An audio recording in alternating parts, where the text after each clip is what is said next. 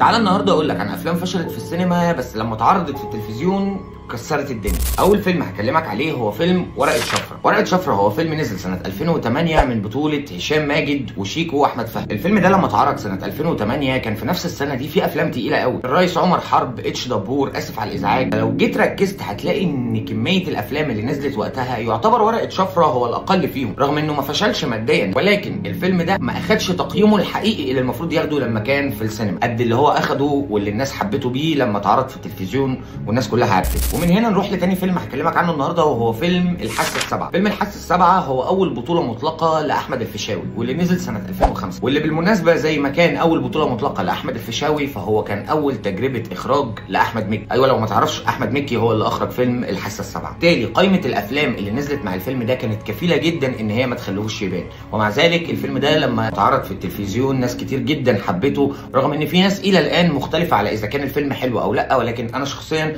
واحد من الناس اللي بحب الفيلم جدا. وجهة نظري هو من انجح الافلام اللي قدمها الفيشاوي. ومن هنا نروح لاخر فيلم هكلمك عنه النهارده وهو فيلم الف مبروك. الف مبروك طبعا فيلم غني عن التعريف، فيلم نزل سنة 2009 من بطولة احمد حلمي. الفيلم تقريبا تكلفة انتاجه مع الدعاية اتكلفت حوالي 20 مليون، وحسب اللي مكتوب او مسجل ان الفيلم ايراداته كانت حوالي 19 مليون جنيه. ورغم النجاح الكبير اللي حققه اسف على الازعاج، ولكن ده كان تأثيره واضح على الف مبروك بعدها، ان الناس حصل عندها شك في افلام احمد حلمي انها ما بقتش كوميدية.